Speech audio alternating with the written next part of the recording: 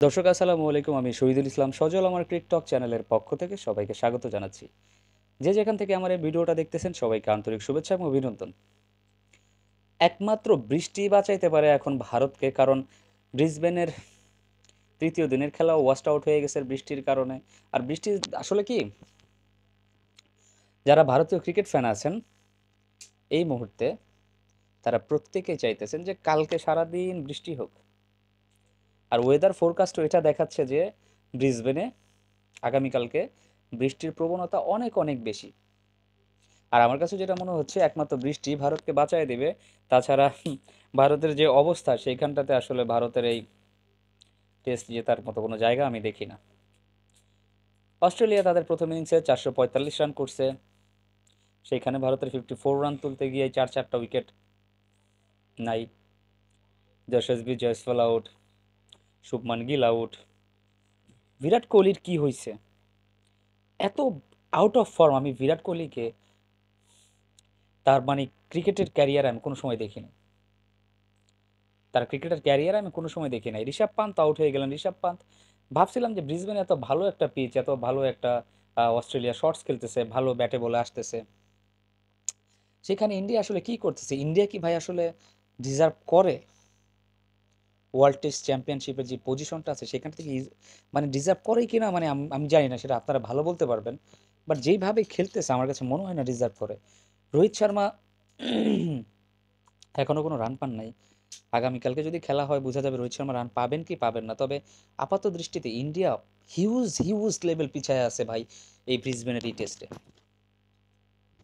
কিভাবে বাঁচাবেন আপনি বলেন? টপ অর্ডার 4টা ব্যাটসম্যান আউট হয়ে গেছে। অস্ট্রেলিয়ার বোলিং লাইন আপ যদি খারাপ হতো তাহলে একটা সুযোগ ছিল। বাট অস্ট্রেলিয়ার বোলিং লাইন আপটা তো একদম মনে করেন যে কি বলে, বারুদ বারুদ একসাথে সবাই জ্বলে উঠতে পারে। যেখানটাতে ভারতের পক্ষে একমাত্র বুমরা আহ, চেষ্টা করছে, আর অস্ট্রেলিয়ার ওইখানে সবাই চেষ্টা করে। ওইখানে সবাই সবাইকে ব্যাক করে, সবাই সবাইকে সাপোর্ট করতে পারে। ইন্ডিয়াতে যদি বুমরাকে সাপোর্ট করার মতো কেউ থাকতো তাইলে ইন্ডিয়াও ভালো করতো। অন্যদিকে দেখেন ট্রাভিস হেড, ট্রাভিস হেড তো মানে হেডেক ফর ইন্ডিয়া হয়ে গেছে।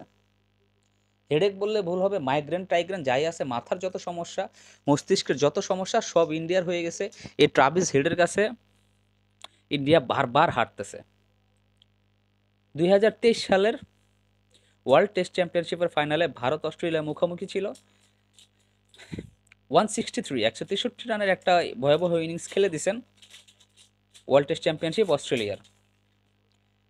তারপরে এই যে 2024 সালের আপনার ওডিআই ওয়ার্ল্ড কাপে ফাইনাল ম্যাচে সব আউট হয়ে গেছে, যেখানে সেইখানে ট্রাভিস হেড 137 রানের অনবদ্য একটা ইনিংস খেলে অস্ট্রেলিয়ার হাতে ওয়ার্ল্ড কাপ উঠায় দিছে। অ্যাডিলেডে, এই টেস্টের আগের টেস্টে অ্যাডিলেডে একাই 140 রান করছে, যেখানে আর কোনো ব্যাটসম্যান কিছু করতে পারে নাই। ব্রিসবেনে 150+ একটা স্কোর করছে। মানে এই যে ট্রাভিস হেড এতদিন যাবত ইন্ডিয়ার এগেনস্টে ভালো খেলতেছে, লাস্ট 4 ইনিংসের 3টাতেই সেঞ্চুরি ভাই ইন্ডিয়ার এগেনস্টে। তো ইন্ডিয়ান বোলাররা কোনো কিছু খুঁজে পাচ্ছে না ট্রাভিস হেডকে কীভাবে আউট করতে হবে। হ্যাঁ, আউট তারা করে সেটা ঠিক আছে, বাট ততক্ষণে কাম তামাম হো যাতা হ্যায়। जब तक वो आउट हो जाता है ना तब तक গেম খতম হয়ে যাতা হ্যায়। তো এই হচ্ছে ব্যাপার। ইন্ডিয়ান অধিনায়ক, ইন্ডিয়ান কোচ, তারা কি আলোচনা সমালোচনা করে আমি জানি না ভাই। যেখানে অন্য ব্যাটসম্যানরা রানই করতে পারে না, সেখানে একজন ব্যাটসম্যান এত ফ্লুয়েন্টলি ব্যাটিংটা কিভাবে করে সেটা আমার বুঝে আসে না। আমি বুঝতে পারি না যে এখানে ট্রাভিসের অন্য যে কোনো টিমের এগেনস্টে সব ফরম্যাট মিলিয়ে যার এভারেজ হচ্ছে 37 কি 38, সেখানে শুধুমাত্র ইন্ডিয়ার এগেনস্টে তার এভারেজ হচ্ছে 60+, 62 63 এরকম হবে অল ফরম্যাটে। তো এই যে ট্রাভিস হেডকে যদি আপনারা কোনো ম্যাচে ফিরাতে না পারেন, এটা একটা শিওর থাকেন যদি ট্রাভিস হেডকে আউট করা সম্ভব না হয় ইন্ডিয়ার পক্ষে একটা টেস্ট ম্যাচও জেতা সম্ভব হবে না। আমি আগেও বলছি, প্রথম ম্যাচটা থেকেই সতর্কতা দিয়ে রাখছি, যদি ট্রাভিস হেডকে আউট করা না যায় ইন্ডিয়া টেস্ট ম্যাচ জিততে পারবে না। আরেকটা ব্যাপার হয়তো, যদি রোহিত শর্মা বিরাট কোহলি দুজন ব্যাটসম্যান যদি কেউ একজন ক্লিক করতো ভাই, একজন। তারপরেও ইন্ডিয়ার হয়তোবা ম্যাচ বাঁচানোর সম্ভাবনা থাকতো, বাট সেই জিনিসটাও ইন্ডিয়া করতে পারেনি। ইন্ডিয়ান ব্যাটসম্যানরা ফ্লপ, অন্যদিকে বোলাররা ফ্লপ, এক্সেপ্ট জাসপ্রীত বুমরা অন্য লেভেলের বোলার ভাই। তিনি বোলিংটা কিভাবে করতে হয় সেটা একটা ভিডিও করছি জাসপ্রীত বুমরার একাই 100, আপনারা চাইলে গিয়ে দেখে আসতে পারেন।